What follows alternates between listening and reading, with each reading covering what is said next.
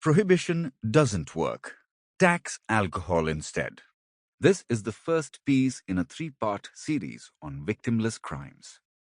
India has a long and tangled history of substance use. The Vedas are full of lists of interesting consumable substances. Liquor is only one of them, but is probably the one most commonly consumed globally. Making liquor is a low-tech process. Alcohol can be cooked up with almost nothing in the way of equipment from any of multiple food groups. Fermentation happens in nature, which is why elephants, bears, monkeys, etc. all enjoy periodic bouts of drunkenness. Every low-tech tribal society brews its own beer, and many make their own wines as well. Setting up a distillery hardly requires much more in the way of chemical knowledge or equipment than brewing.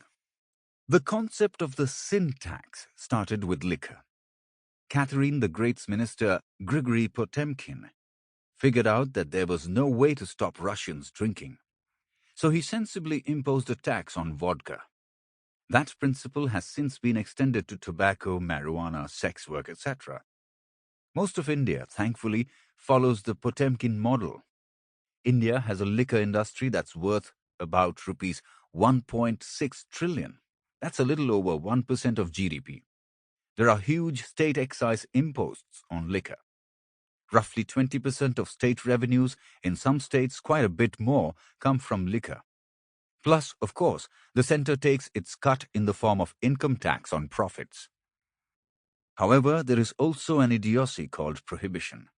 Gandhiji considered drinking immoral, and he believed that it was often the trigger for a host of social evils and crimes, such as domestic violence.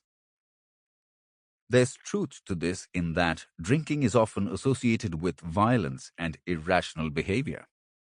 But global experience tells us that prohibition doesn't work. People continue to drink, often killing themselves by drinking liquor that's been distilled in dubious ways.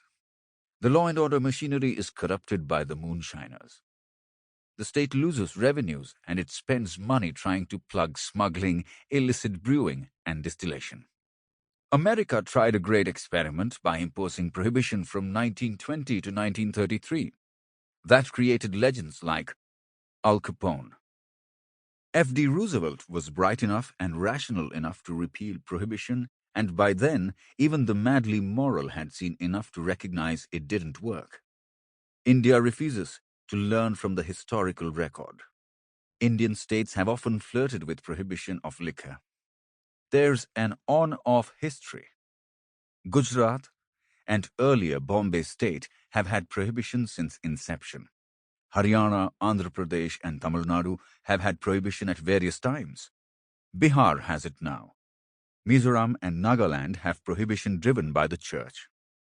The on-off history tells us a few things. First, it's easy and tempting for a demagogue to promise prohibition and win electoral support, especially from women who have suffered abuse at the hands of drunken partners.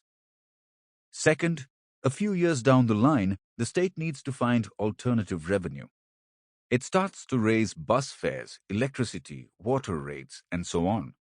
This hurts the naturally abstemious who resent being forced to pay more. They wouldn't drink anyway. People die from consuming liquor, which has a lot of methyl alcohol or other substances in it.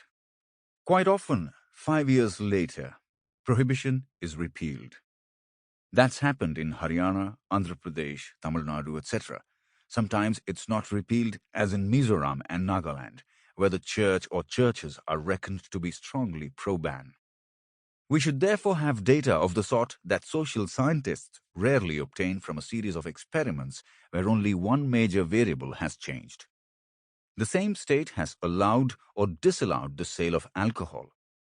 This data should tell us if prohibition is worth it, apart from giving us a way to measure elasticity of alcohol demand.